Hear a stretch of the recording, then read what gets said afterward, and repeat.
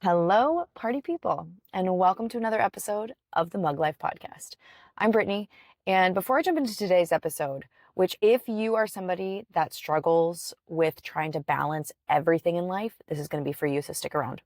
I have to tell you, this week has been the most chaotic, just turn my world upside down kind of week I've had in a really long time. So our furnace went out a couple days ago. And we live in this cabin and it's great and all and I love it, but it does not hold heat, right? And our furnace is very, very old. The cabin is very, very old and hasn't been updated in a while.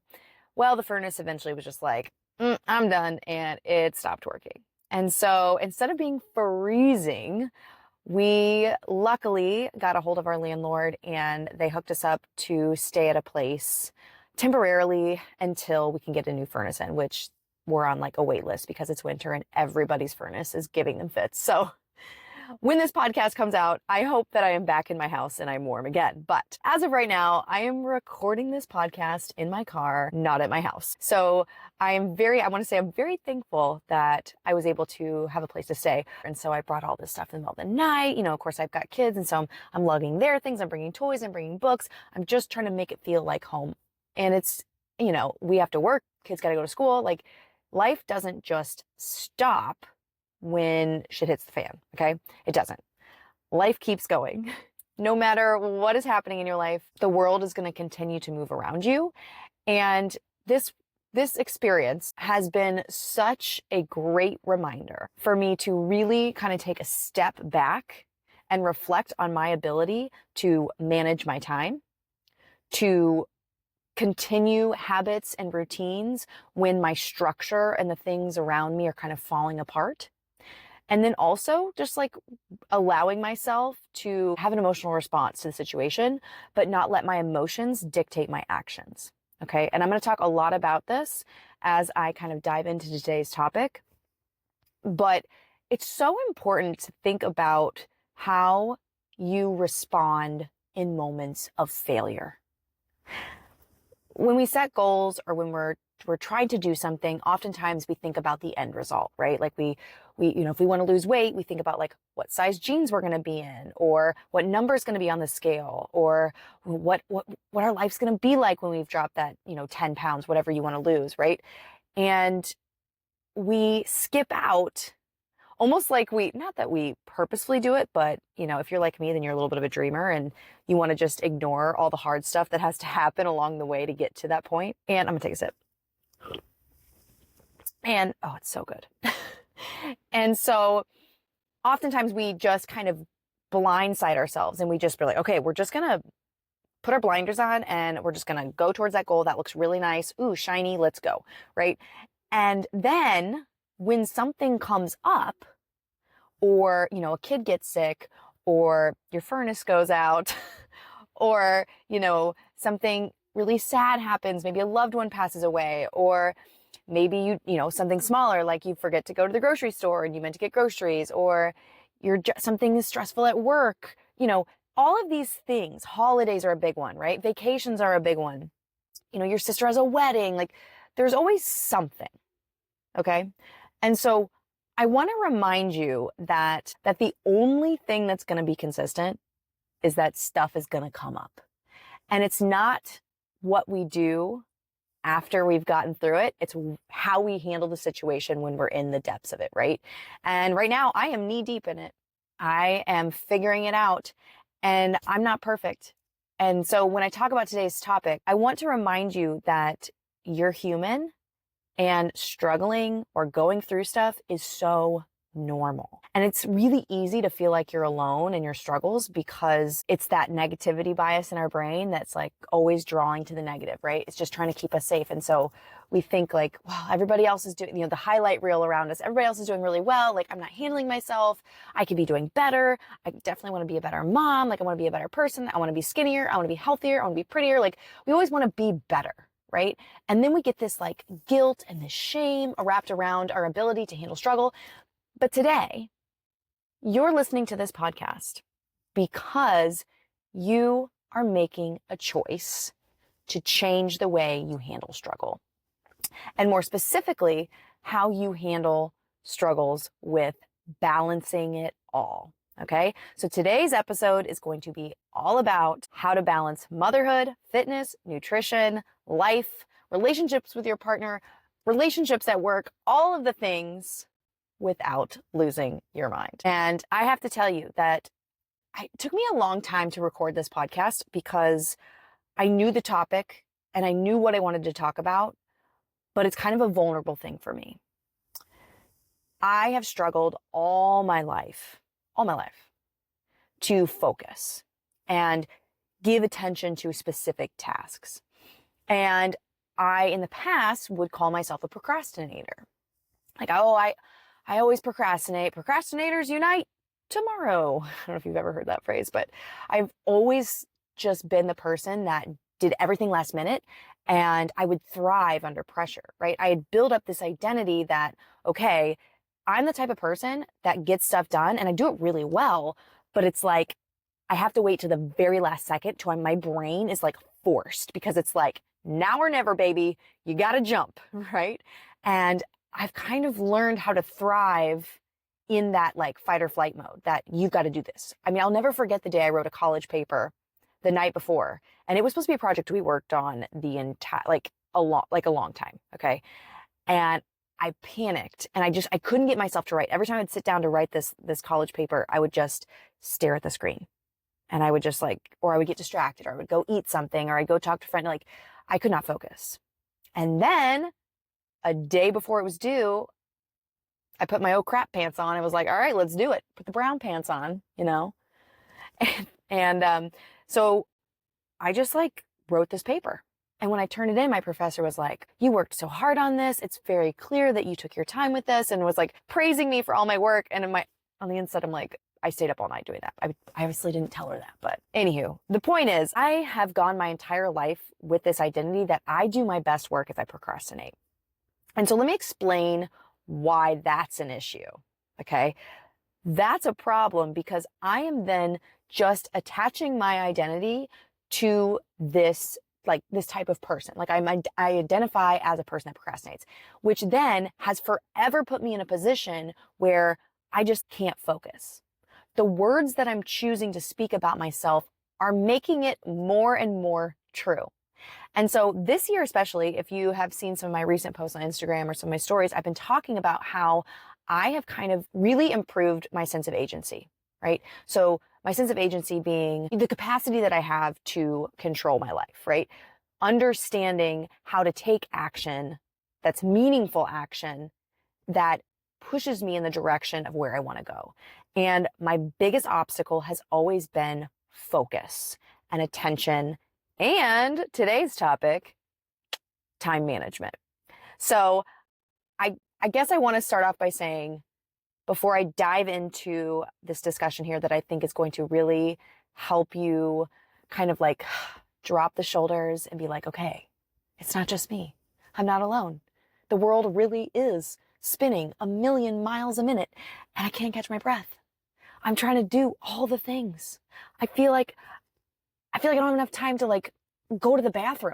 We're all sitting on the toilet on our phones, scrolling on our phones or texting people back because that's the only time we get to ourselves. And I was actually talking to one of my friends about how sometimes we go to the bathroom just to have a little me time, right? Sometimes we just sit on the toilet and we scroll our phones to just kind of disconnect from all the craziness and the overwhelm that we have to do. Is that healthy? Probably not. But I know you guys do it. I know you all do it, right? And so pulling it back on track here, focusing. I want to remind you that you are not alone. And yes, it does feel like the world is spinning 1,000,000 miles a minute. And unfortunately, I was thinking about this the other day. It's not like the 1950s where the woman was at home and she wore those tight little dresses and she cooked and she cleaned and everything was fine and the man went to work. And it's just the world is not like when our grandparents were around. The world is boom, boom, boom. Dog eat dog, get out, do your stuff, get home, go to bed, wake up, do it again. And here's the thing. This podcast isn't going to slow down time for you. All right. This isn't going to just fix, the imbalances that you have in your life. But what it will do is it will give you the opportunity to reflect about what you're doing right now, what you potentially could be doing to change things. And then also being a planner around what to do in chaos, right? Because if we can plan for chaos, if we can plan for the inevitable rain, if we can plan for the furnace to go out or moments like that, then when we have that plan B in our pocket, right? That backup plan, we're less reactive and we're more proactive. And then it feels less stressful. Okay. But the whole point of the beginning of this podcast is to remind you that struggling is normal and you're not alone. And I hope that these tips in this podcast will give you the tools and the motivation to move forward and to start to balance everything, right? And so when I think about balance, I think of like that cartoon of like the dun, dun, dun. I'm trying to think of like all the plates, right? You're like spinning all these plates and you're trying to do all the things. You're drinking your coffee, you're putting your kids' shoes on, you're brushing your hair, you're brushing your teeth, you're cooking dinner, like you're doing everything at once. And you feel like your head's going to pop off. And no wonder. We live in this world where it's like no time to think, no time to stop, no time to breathe, no time to be mindful, just like do the thing. And so I want to start off with telling you something very, very true. Balance is a myth. And you're probably thinking, Brittany, but like your name on Instagram is Find Balance with Brit. And then you have a balance framework. Yes, I do. And that is because I am going to bust the myth of balance and give you the real definition of balance, especially when it comes to being a mom, trying to be healthy, trying to do it all and not lose your mind. Okay. And so the L in balance in my framework stands for learning and lifestyle. All right. The problem is not that your lifestyle is causing you issues, because all of your excuses and all of your troubles are valid. Part of the reason you may be feeling so unbalanced is because you're trying to force something that just doesn't fit. I think about that like toy that toddlers have where they put the star in the circle hole or put the circle in the square hole and you got to like fit the shapes in the right holes. You're trying to shove a star into a circle hole. It's not going to work. But what we need to do is find that circle toy and put it in there and realize this fits into my life. This is a part of my life. I'm stacking habits with the things that I'm already doing, right? The myth of balance is that we think that we just need to be able to juggle it all. But that's not the case. So when you think of balance, I actually want you to think about flexibility, okay? So the thing about life is when you try and balance everything, it's never just going to be like, okay, oh, balanced. Here we go. There I am. I'm perfectly secure. If you're just listening on audio, I have both my hands up like a balance. And eventually, something's going to happen, okay? Kid's going to get sick. I'm going to keep using my furnace example. The furnace is going to go out. You're going to forget to go to the grocery. You're going to have to skip a workout because the daycare person isn't there, or, something comes up. A family member needs you. There's a wedding, there's a vacation, blah, blah, blah, whatever it is. And whoop, all of a sudden, your balance is all off, right? The life that you're living is going to ebb and flow. There's going to be moments where you're up, where you're down, where you're in the middle, where it feels good, where it's off balance.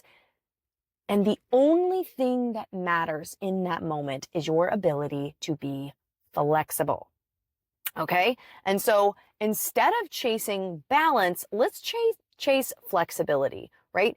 And so there are a couple of different ways that we can be flexible in our life so that when we start to try and juggle everything, it doesn't feel as crazy. Number one is identifying priorities. And that also includes your needs as a human being, not just as a mom, because you are a human and not just a mom. We wear lots of hats, okay? Number two, communication, all right? And I'm talking about communication that you have with the people that you surround yourself with, right? Because we are most like, the 5 closest people we spend the most time with, right? Like you take on the identity of the people that you surround yourself with. And so what is the communication that you are giving to those people? Specifically, we're going to be even talking about the communication that we have with our kids, with our partners, with, maybe our parents, people that you spend a lot of time with, your best friends, etc., right? And then number 3 is all about focusing and boundaries. Focusing being, what attention am I giving to tasks, and is the time that I'm doing it actually working, right? Being able to reflect on, is this a good time for me to do XYZ? And then also setting boundaries. Setting boundaries is such a big thing for moms. It's hard.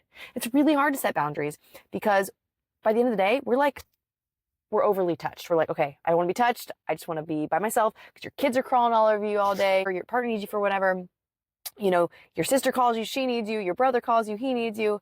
Everybody needs you, right? And as a mom, we just sometimes get to the point at the end of the day, we just want to sit there and just nobody touch me. I just need space.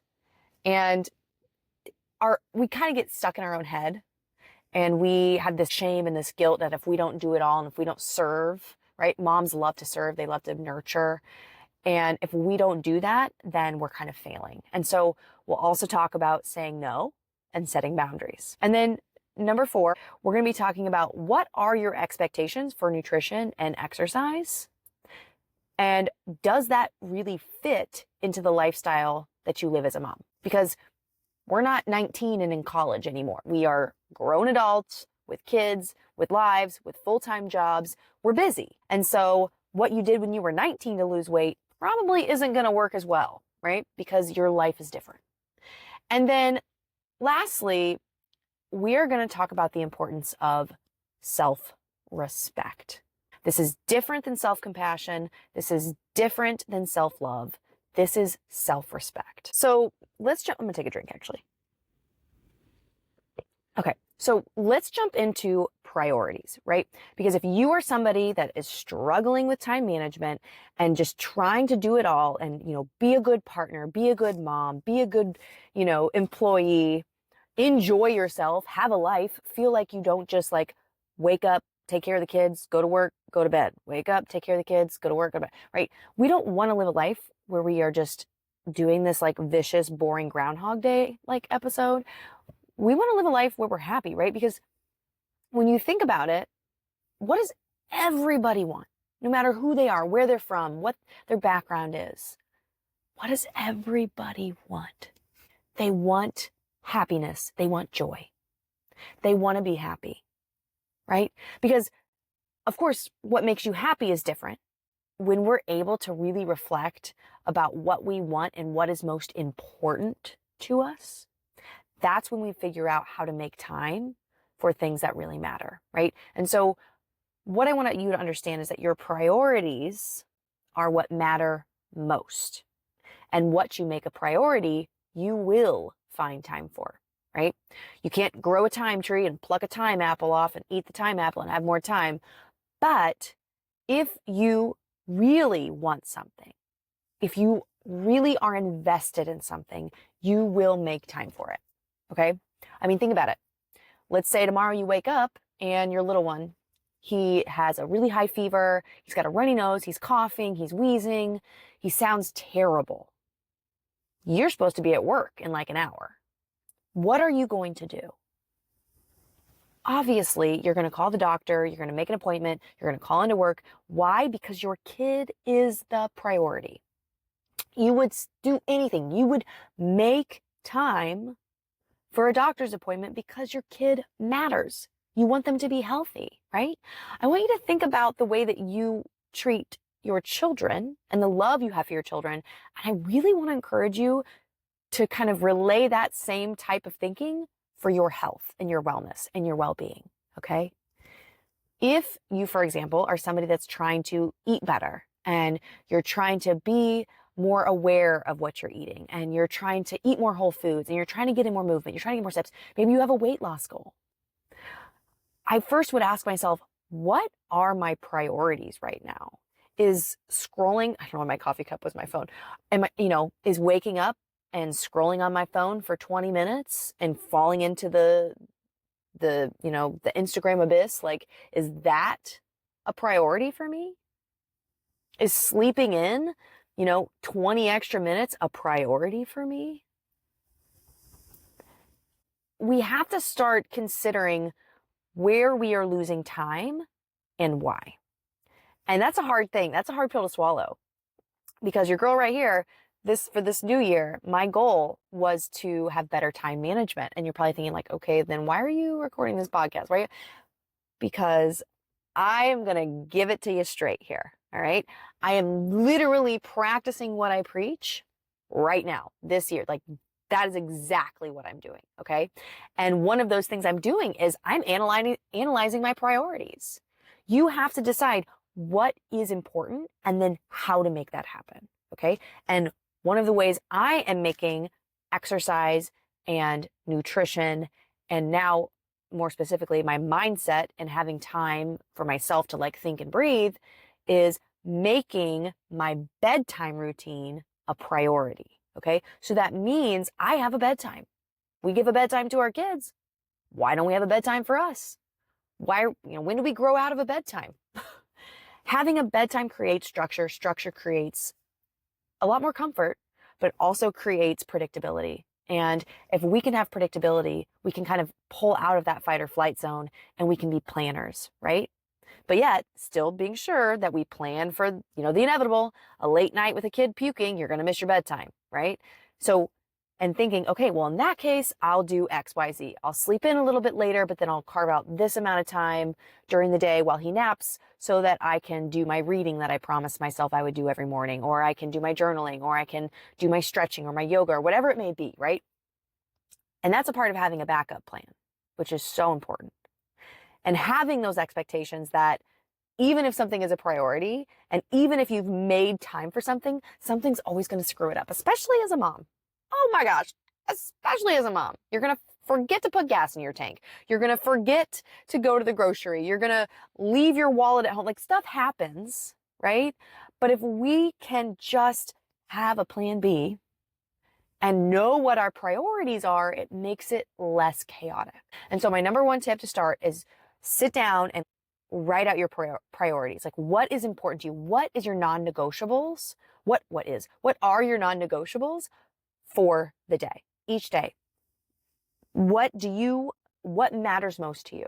If losing weight is important to you, then your nutrition and meal prepping and getting in exercise and getting in walks, that better be on the list, right? Scrolling, that might need to come off the list, right? Watching Netflix and chilling, that can be on the list. Maybe that's your downtime. Maybe that's fine. But how can we maybe do instead of 2 hours of Netflix, it's 45 minutes, right? And so when we're able to kind of look at our day and think about what our priorities are, then we can start plugging things in and think about how to fit everything in and balance everything, which balancing everything is a myth. It's all about being flexible. We want to be flexible. We're not balancing. I don't want you to think about balancing. I want you to think about flexibility. What to do when one side's heavier than the other, when I don't have my center, what do I do in those moments, right? Being flexible is key. And so one way to work, one kind of like activity that you can do with your priorities is kind of just going about a regular day, not changing anything, and just simply being mindful and aware of what you do. It might need to be that you pick like a weekday and then you pick a weekend day, depending on your schedule, depending on what you do. If you work from home, or, where each day is pretty similar, but if you like go to work, those days are different than days that you have off. So kind of pick days to be your typical days, right? Pick whatever your typical days are, and then just kind of pay attention. Just watch what you do. Don't change anything, but just simply be aware of where your time goes. And you can even jot notes to yourself like, oh, I woke up at this time. I went to bed at this time. I ate lunch at this time. I took the dog for a walk at this time. I played with the kids for this long. We went to the grocery store and this is what I did. And maybe even like setting an alarm in your phone to make a note of what you're doing, anything like that, where you can kind of just get an idea, a log of like a time audit of like what you typically do during the day. Because before you can change anything, before you can improve anything, we have to know what we're working with. And we're a little biased. I have to tell you, in the first of the year when I was really into just like stopping the scroll, and I literally say to myself, I don't scroll. Nope, don't scroll. Like, I yell at myself, Brittany, don't scroll. I actually, the other day, I threw my phone because I caught myself scrolling. I was like, no, I threw my phone, and so you have to kind of really kind of step away and be a fly on the wall and observe what you're doing, because we lose track of time. We don't realize how much time we waste. I hate to say it. And a lot of it's on our phone, and a lot of it's on TV, and a lot of it's like because of overwhelm and just like indecision. But if we are at least aware of where our time is going, then we can be proactive instead of reactive. Okay. And so first thing I would do would be, what are my priorities? Why are they my priority? And how can I make time for them, right? What are my non-negotiables? So thinking about something like, for example, okay, if I want to get in a walk every single day, how do I make that work in my schedule? It's one thing to be like, oh, I'm going to go for a walk every day. Okay, great. But then you just kind of, whenever it happens, because it gets to, something happens in the morning, something comes up, then 1 o'clock rolls around, you're like, oh, I'm hungry, I better eat. And then you're like, I don't feel like walking because I just ate. And then, your toddler needs you, and then something else comes up, and you realize, oh, it's getting kind of dark, it's kind of cold. Now I don't think I'm going to go for my walk. So on the flip side, if we make it a priority and non-negotiable, we say, every morning, I'm going to wake up at this time, with keeping in mind, we're going to have a plan. If I don't wake up at this time, if my alarm doesn't go off or something happens, this is when I'll go. Like literally making that plan and writing it down. And then you have that plan like, okay, every morning I'm going to eat breakfast around this time and I'm going to go right for breakfast. It's a non-negotiable.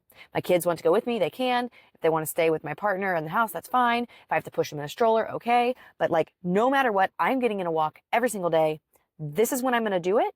And if this time doesn't work, I have a plan B. Not just thinking about it, I want you to write it down, okay? Because what stays in our brain doesn't necessarily come to truth, right? When we write stuff down, it makes it real. It makes it even real to our brains as well. And so the next thing I want to talk to you about is communication. And you're probably wondering, like, how does communication have anything to do with time management? Well, I want you to think about the things that you do, and like the last time your partner was super supportive and super helpful. I'm very lucky. Brian, who is my partner, he is the most supportive and loving guy around. Like, I don't deserve it. I do deserve it, actually. I do deserve it. But yeah, he will do anything he can to make sure that my life is not insanely crazy, but I also give him back that love, right? Part of loving your partner is being open and communicating your needs, because we can't expect them to read our minds, right?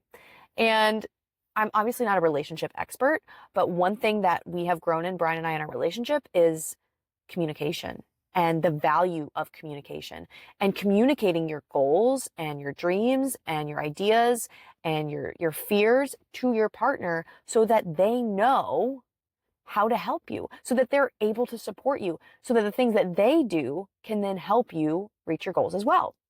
And I think we get just like stuck in this, like, oh, it's all on me. I got to do it on my own. And like, maybe it's just me if I have a chip on my shoulder. I don't know. But when I finally realized that much of our times we were butting heads was because I needed help. I needed support, and he wasn't giving me the support that I needed in the way that I needed it.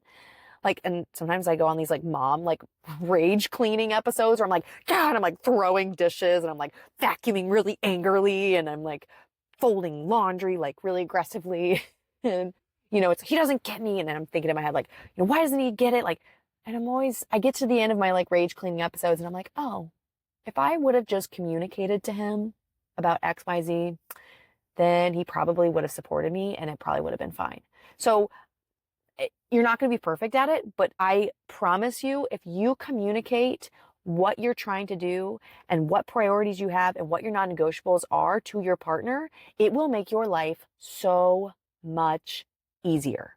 Same goes for your sister, your brother, your mother, and even your kids. Now, obviously, if you have a 3-month-old, you can't really tell them and they're not going to really absorb what you're saying. But, if you have a toddler like I do, or, I have a 12-year-old son, if you communicate to them what you're doing and why you're doing it, you're opening up like opportunities for really great conversations about health, one, but you're also just really you're modeling good communication, but you're also modeling to them taking ownership of your life and of your time. And like, what better way to raise your kids, right? Than to give them little doses of like reality, but also of you just being a human and working through things. And, you know, you can even include them in like their non-negotiables and what they're trying to, you know, set as their priorities, and include your partner as well.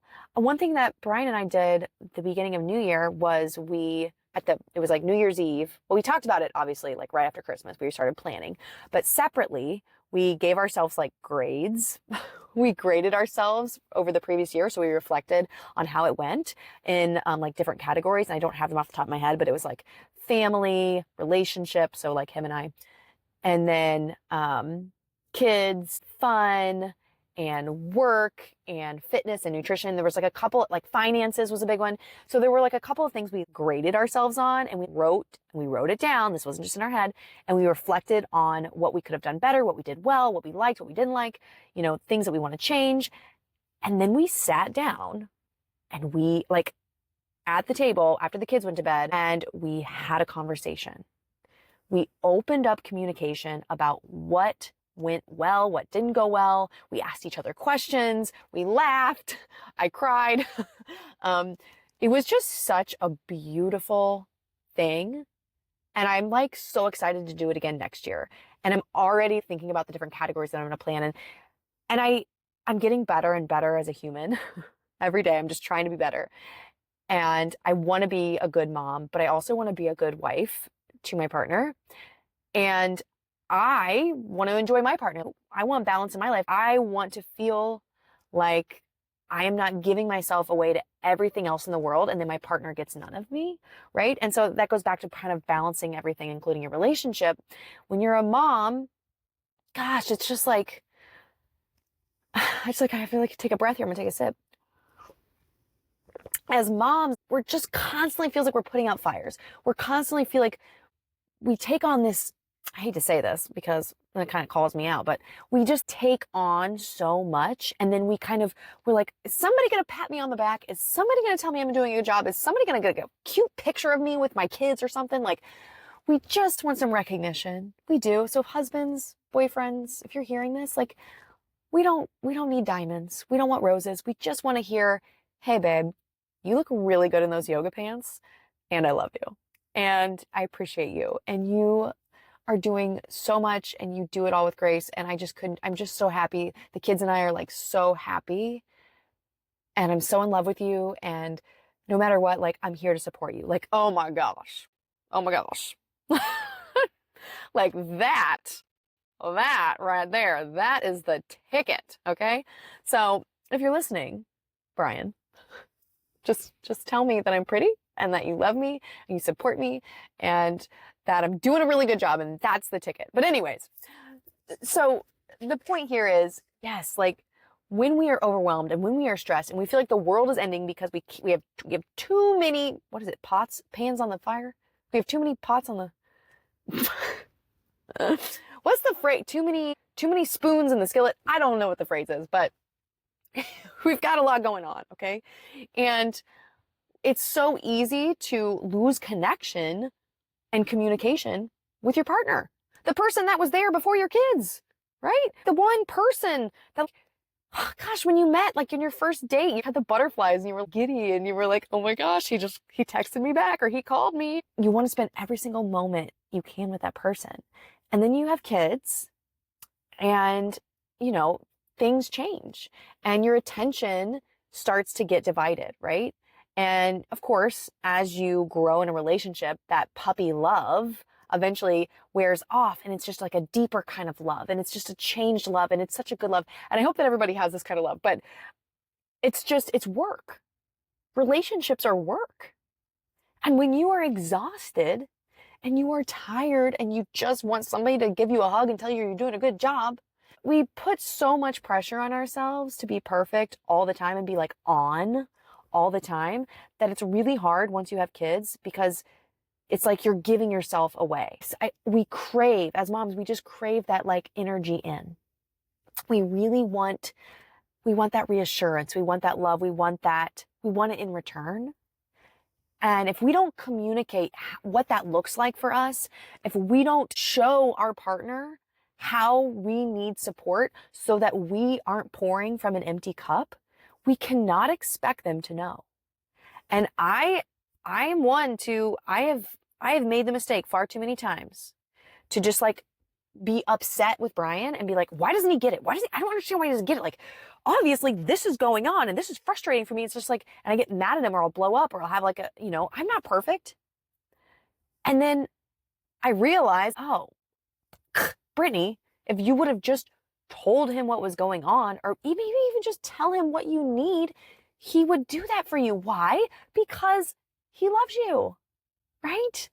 And when you are just kind of depleted as a mom and you come to the end of the day and you're tired and you're exhausted, I really encourage you to start opening up communication with your partner. Explaining to them, like, you feel like there's not enough time in the day and you need their support with this. Like, maybe it's a situation where, if you need 30 minutes to get a workout in, you tell your partner, like, hey, this is a non-negotiable for me. This is something that I value. I have a goal to lose weight. I want to do this. I want to feel healthier. Can you support me with this? And you know what? I bet you they will.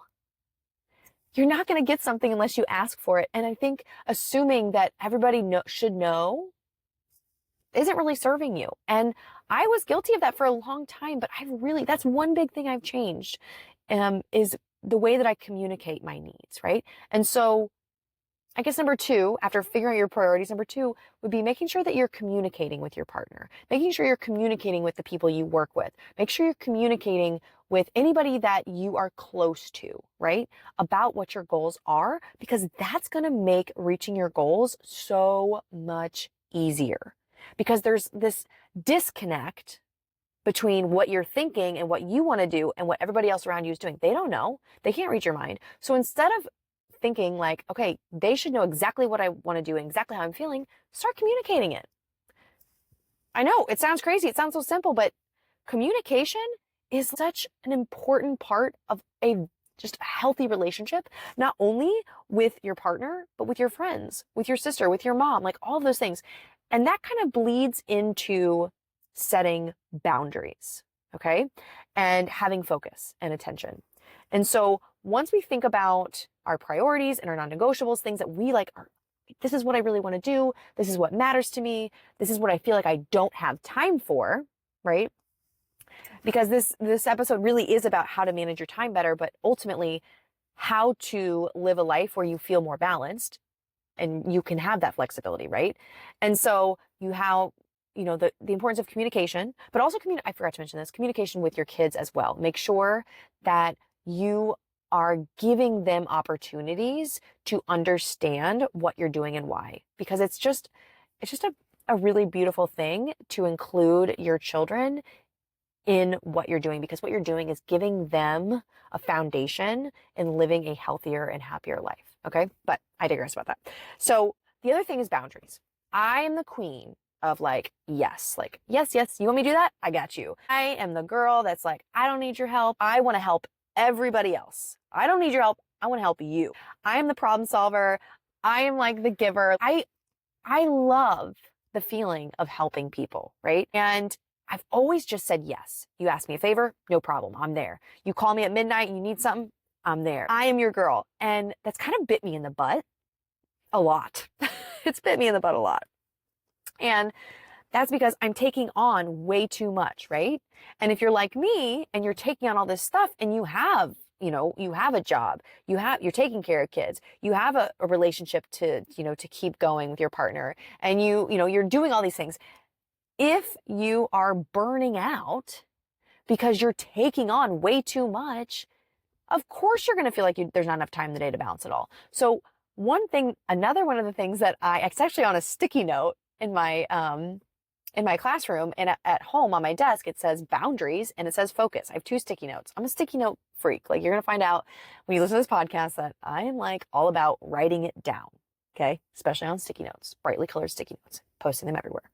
But I wrote boundaries on a sticky note. So I would typically leave work super late. Like, I would stay, I would do tasks, I would try and get things together. But what I what I wasn't doing was managing my time well. I was just kind of being busy. And by staying later after work, I was kind of breaking boundaries, right? I was like spilling into the time that I would spend with my children, the time that I would spend in my workouts, the time I would spend making dinner or talking to my partner, things like that. I stayed later for work. I realized that I was just setting myself up for failure, to be stressed, to be rushed at the end of the day. And then my bedtime got pushed back. And so by setting boundaries with my time at work and understanding that when work was done, and I needed to leave it, that really changed the game for me. And so I want to encourage you to start setting boundaries in your life. And that will look different for everyone, but that a boundary could be something like, I'm going to leave work at this time, no matter what. That is a non-negotiable. This is a promise I made to myself, and it is a boundary I will hold, right?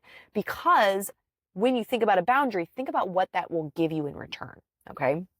Maybe setting a boundary is like, okay, I talk communication again, right? Like talking to your partner, like, I need time to, I really want to do yoga once a week, and I'm going to set a boundary here.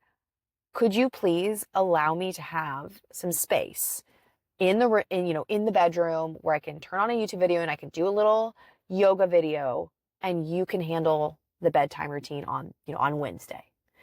And you're saying like, I need that space. You're setting a boundary. Like, I need that time, right? And once again, it just falls back into, and all of these topics will bleed into the other, but communicating your boundaries is also key, right? And so learning to say no. Hey, can you pick up something on your way home from work? No, actually, I've got this going on. I mean, the worst, if they love you, it's going to be okay, right? Like, they're not going to be super mad at you. Like, maybe your friend needs a favor and you just say like, I can't. I really can't. And one of the biggest things that I've struggled with is I feel like I always need to explain myself. I feel like if I don't give a good enough reason why I say no, or why it's just doesn't fit what I'm trying to do or fit in my schedule, then I feel guilty and I feel shame and I feel bad, right? Oh, that's the big one, like always feeling bad. So if we can kind of be empowered and just say no and let that be, just say no, I just have some things that take priority right now. Right? We don't have to give reasons to people why we're setting boundaries and why we're saying no. Period. And that has been a hard one for me. It doesn't make you a jerk if you set boundaries. In fact, people will learn to respect you for that, and they will stop pushing boundaries because they know that you have them. And so setting boundaries is key, but not only with other people, but also with yourself and your time. Okay. And so that might be like tying in the idea of focus here. Like, I am setting a boundary with my phone. I will not get on my phone until I have, woken up, I've, got my coffee, I've done my meditation, or I've done my stretching, or I've done my morning walk, or whatever your morning goal is, right? I'm setting a boundary with my phone. I will not get on my phone until after breakfast, or until after I've, spent the first, 25 minutes in the morning with my kids, like whatever it may be. Setting boundaries at night. I have a bedtime. This is a non-negotiable. Why? Make sure you know your why. Make sure you understand why you're setting these boundaries. Otherwise, you're not going to do them. Okay? Otherwise, you're not going to stick to them. They have to matter. This goes back to my first podcast, right? If you didn't listen to it, go listen to it. You have to find value in what you're doing, and you have to understand your motivation for doing it. And you have to connect it to your core values. You have to connect it to the bigger pieces of you. What does this do for me? How does setting this boundary make me a better person, get me closer to my goals? How does this help me move towards this identity that I want to become, right? And you can even like give yourself like an alter ego. I don't know, like this person that I picture, she sets boundaries. She has a bedtime. She does this. Like, you can even write a story about this person that you want to become. It's kind of a fun activity. You could totally do it. I've actually done it before. And you can just like picture what she does. What's this person doing? How does she spend her day? And then start making changes and doing those things and see what happens. But also, once again, and I know I keep saying this, but it's so important for you to understand, You are going to have days where things don't go to plan. And with motherhood, there's always chaos involved. But we have to set boundaries and stick to them as much as we can, because the more promises that we break to ourselves, we're just reinforcing that we don't matter. We're reinforcing that the goals we set, the boundaries we set, they don't matter. They're not real. They're breakable, right? We have to make these boundaries unbreakable. The next couple things kind of wrap into each other, and I want to talk to you about self-respect. Okay? There's this, I gotta take a sip real quick, hang on. So good. So self-respect is different than self-love, and it's different than self-compassion, okay? The reason I like to say I have self-respect as opposed to self-love is because respect doesn't always have to be super loving. When you think about the way that you parent your kids, you are respectful to them. You expect respect, right? And sometimes respecting them and respecting the love you have for them and the life that they live and their health and all those things, sometimes that means you got to lay you got to lay the hammer down. You got to be like, nope, you can't do that. Or you got to tell them no, or you got to make them go to bed. You got to get them to take the shower. Like, you set boundaries and you tell them what they need to be doing because you know what's best for them, right? And they don't have to love us for it, because sometimes they're going to fight us, but we know that it's the right thing to do, right? And so we kind of have to treat ourselves the same way. We need to set up situations where it is a matter of respect, right? Because I talk about this a lot, and and I say it all the time, you don't have to love what you're doing. You don't have to enjoy it. You don't have to love what you look like. You don't have to think, all this self-love, woo-woo stuff. Like, you don't have to. But you do need to respect your body. You do need to respect your time. You do need to respect your space. And you need to respect your life. Like, you need to understand that you are deserving and worthy of a happy life. And if you feel crazy and overwhelmed and time feels like it's just like all over the place, start figuring out ways that you can incorporate some tough love with yourself, right? None of this like letting yourself slide. I'm sorry, but like, you kind of have to pull yourself up by your bootstraps a little bit and utilize that self-compassion, that parent voice, and be kind to yourself about it. But be like, hey, you might feel like you have no time, but I saw you this morning. You were scrolling in bed. I saw you this morning.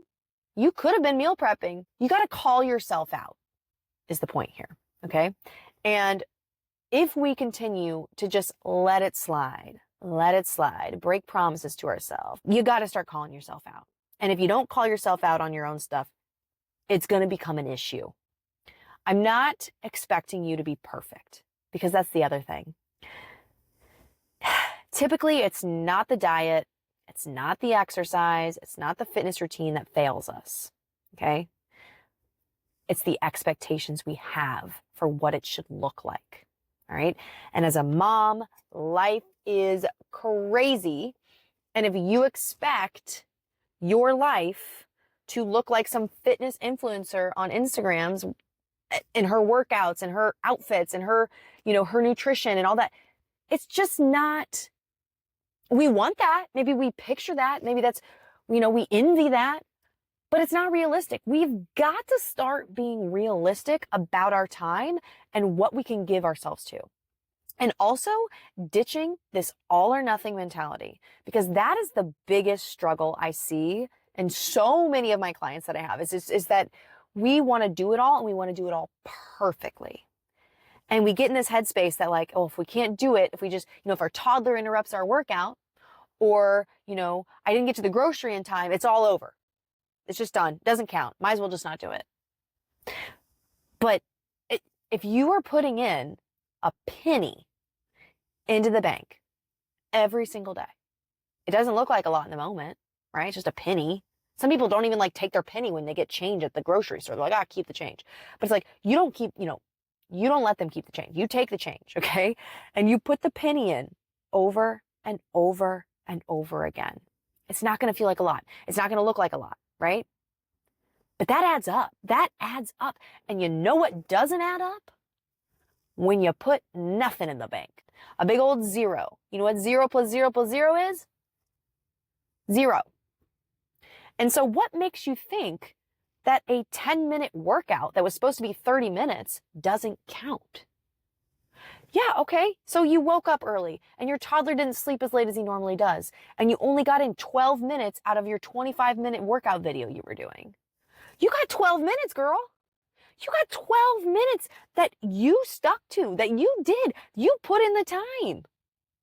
You're going to get paid for that, okay? Like, clock in those hours. We just get it in our head that, like, it doesn't count because it wasn't good enough.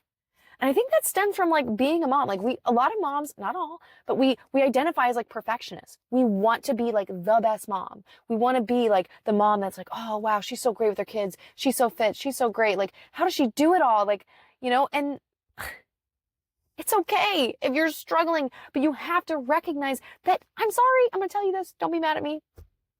You can't do it all, okay? And it's not always going to be perfect. And if you expect it to be perfect, you're just going to get let down over and over and over again. And that is when self-sabotage steps in and rears its ugly head and tells you that it's just not possible for you. So you should just go get that fat loss pill or do that supplement thing or, you know, join, you know, I almost said Jenny Craig. Does anybody, I don't even know if Jenny Craig's a thing anymore. Or join, you know, Weight Watchers or just find that hack, you know, find that trick because you just don't have time to do it the regular way. Well, news flash, okay? You can't put a Band-Aid on a bullet hole, all right? Supplements and fat loss pills are not going to get you the results you want. They aren't going to fix a broken system. You've got to start paying attention to what you're doing and keep it simple, all right? So I want to kind of like summarize what I talked about, and then I'm going to kind of finish it up with some tough love because your girl is all about that tough love and it's going to help you. And I will, of course, I will always leave you with a small little tip. And in the show notes, there will be a little activity that you can do to kind of help you figure out how to manage your time a little bit better and balance everything. So I just wanted to summarize kind of what we've talked about. We've talked about creating priorities, understanding what those priorities are and why they are a priority. Because we think we know what we know. We think we know what we need, but we may not, okay? Then really doing like a time audit and paying attention to what you do on a regular day because we kind of go on autopilot and we don't realize where time gets lost. That's going to be an eye opener for you 100%. Okay. Next thing, communication. What are you communicating to your partner? What are you communicating to your kids? What are you communicating to your coworkers, to your friends, right? Like, are you putting it out there into the universe that what you're doing, why you're doing it, and why it matters? And then also focusing your attention to tasks and setting boundaries and understanding that some things are better to wait. Understanding that some things are better to do right here and now and being able to stick to those boundaries and stick to those expectations so that you are then in a better position to achieve your goals, right? And then our expectations for what it should look like, all these shoulds, right? This doing it all thing, it's a trap. Run. Run. This is not a drill. You can't do it all. And so having expectations that are realistic, but also there's like a line here. I want you to be realistic, but I don't want you to have low standards. Have high standards, but just know that you can expect there to be some imbalance in just how things go. That's why in the show notes, I have the activity that's called good, better, and best. And I talk about how you can have expectations for something like a workout. In a good scenario, this is what it'll look like. It's not great. It's just good. It'll be better if it looked like this. And it is the best case scenario if it looks like this. And if we can kind of have like a game plan in our head of what it looks like, our good, better, and best, but no matter what, that non-negotiable still happens. So like an easy example would be with like water. Like in a good situation, I have 40 ounces of water in a day. If it's better, I have 80. And like the best would be 100 fluid ounces of water. And, you know, I'm really super hydrated. I am not a dried out cactus, right? But 48 fluid ounces, which is like one of my big jugs. Where's my jug? Like one of these is like 40. And like that is my non-negotiable. On my good day, I have one of these, right? On my better day, I have 1.5. And on my best days, I'm drinking 2 or 3 of them. right? And so if we can kind of have levels, but still have standards, that's going to change the game for you as well. Thinking about kind of this process I've walked you through here, I know that you're still probably thinking like, okay, I mean, that was helpful, but like, how do I take all that and like make everything fit in? Here's the thing. It's not a matter of fitting everything in, because you're not going to be able to fit everything in. You've got to just start deciding what matters most and start trimming the fat. And that's going to be difficult because we move towards comfort, and what's comfortable is easy, and what's easy is comfortable. And what's good for us is usually pretty uncomfortable until it becomes comfortable, right? And so with all this being said, it's important to recognize that it will be a struggle. It'll be just a control struggle, trying to figure it all out, trying to figure out what works, trying to, trial and error, testing things out.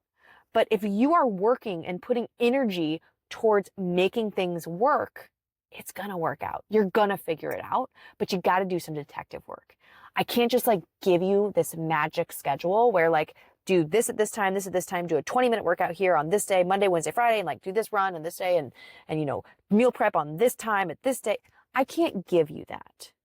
Now, what I can do is give you the tools and the understanding and the knowledge on how to reflect and how to go through a process where you are making it easier to manage your time because there's less crap going on all around you and you've really dialed in your focus on what matters most to you. I think a lot of you will find that it's not really, the issue isn't time management and finding balance and just like trying to fit everything in and do it all.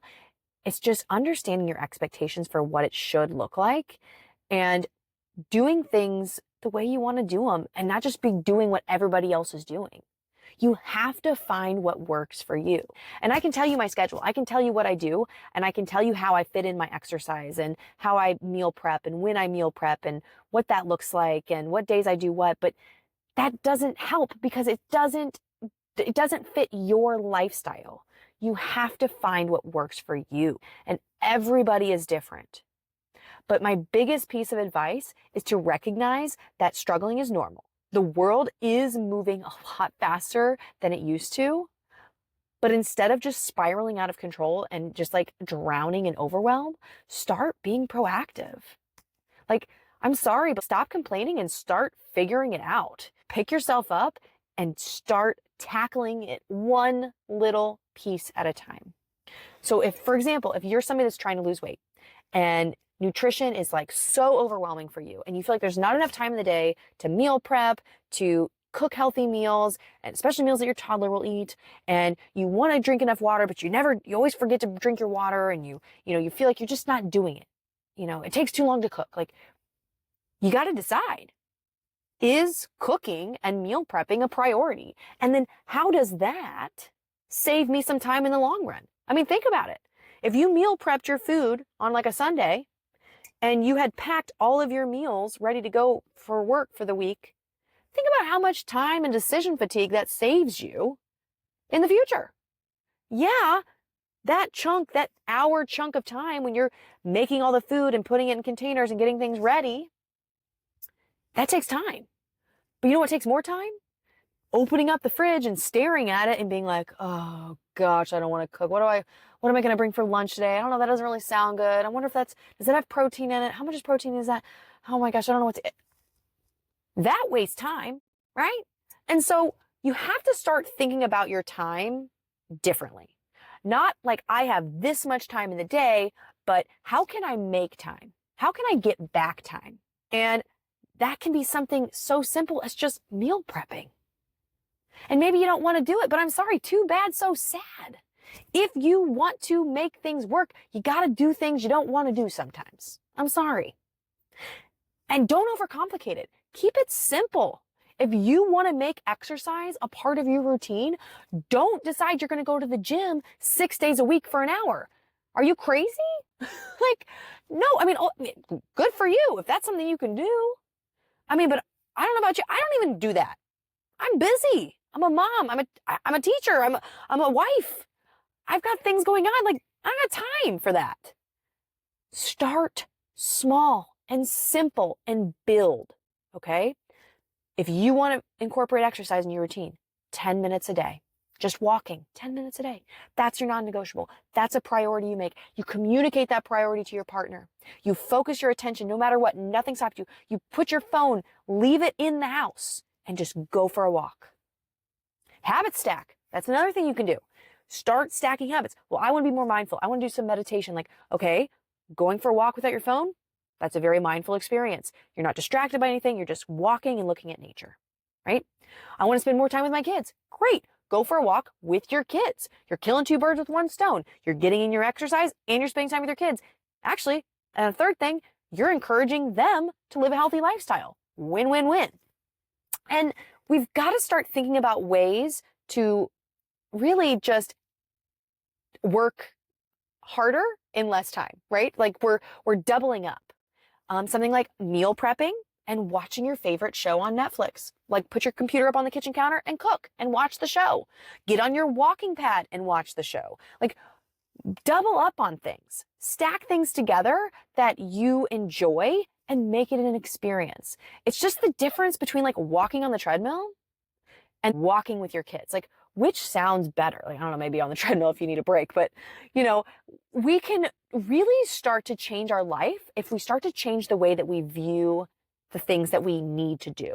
What if it just became a part of like what we did, a part of who we are, a part of the choices we made? It became a non-negotiable. And my biggest tip for you, before I leave you here with this, is that you've got to start giving yourself some room to make mistakes and not let it spiral you out of control, okay? It's not going to be perfect. It's going to be messy. There are going to be days that just like don't work out, but you just keep going. You got to pick up where you left off and just keep going. It's not always going to be perfect. It's always about the progress and the averages, not the perfection. And I know that's like overused, but it's so true. We get so focused on the end result that we're tripping ourselves up in the process. We've got to start paying attention to what is going to make our life easier. And everything I walked you through today is going to make your life easier. I'm telling you right now, if you implement the things that I've talked to you about today, it is going to change your life. 100%. We need to take radical responsibility for our time and the choices and the decisions that we make. All right. And the decisions that you make every single day affect how much time you have and how you feel. When you are rushed, you are stressed, you're overwhelmed. It's terrible. It's not a good feeling. So wake up a little earlier. I'm sorry. Did I just poke a nerve? Wake up a little, go to bed a little earlier. Don't drink as much alcohol. Like do things to make your life easier. And it's not comfortable. It's not the sexy stuff. Okay. But it's just doing the things that you say you're going to do and making them a priority. We make time for things that matter. So make it start mattering enough. Okay? And just recognize that it won't always be perfect. I am not perfect. I have days where I feel like there's not enough time in the day and I feel stressed out. But I also work to get better and improve and try and figure out ways to make my life less stressful. And I'm telling you right now, it's okay. If you are struggling, it's okay. But you can figure this out. You can balance it all and you can be flexible. Just understanding that it's not all or nothing. It's what can I do right now? And then how can I plan to fail? And you are going to feel so much better. And you are going to look out at the world and be like way less stressed. You'll be like, okay, like if this doesn't work out, it doesn't work out. No big deal. Like if I don't balance it all and I drop some plates, I'll clean it up and just keep going, right? If we can just accept failure as a part of just life in general, we don't feel like we have to juggle it all. We don't feel like we have to take on as much. We just like go with the flow. So I hope that this podcast was helpful for you today. And I hope that it reminds you that you are not alone and that we all struggle to kind of balance it all. And if you're feeling crazy today and you feel like there's not enough time today to do anything, I hope that this podcast today really just kind of gave you a moment to just exhale and realize that I need to just think about my priorities. I need to communicate with my partner. I need to focus, set boundaries, and I need to really just think about what my expectations are for my goals and my life and the way that those fit into my life, right? So I would appreciate it greatly if you shared this with somebody you love, another mom, right? Somebody who is struggling right now with time management or just needs a little boot in the butt. Like, I appreciate it so much. Sharing this helps get my message out to all the other mamas out there. And ultimately, that's my goal, is just to help as many people as I can. And also, I love you. I don't think we say it enough, and I think people need to hear it. And I love you so much. And I think that you are doing amazing. And I'm patting you on the back, and I'm cheersing coffee with you. And I hope that you are allowing yourself to just breathe. And it's okay if you can't juggle it all. You're going to figure it out. I believe in you. I'm so excited to see you in the next one. Hope this was helpful. Talk soon.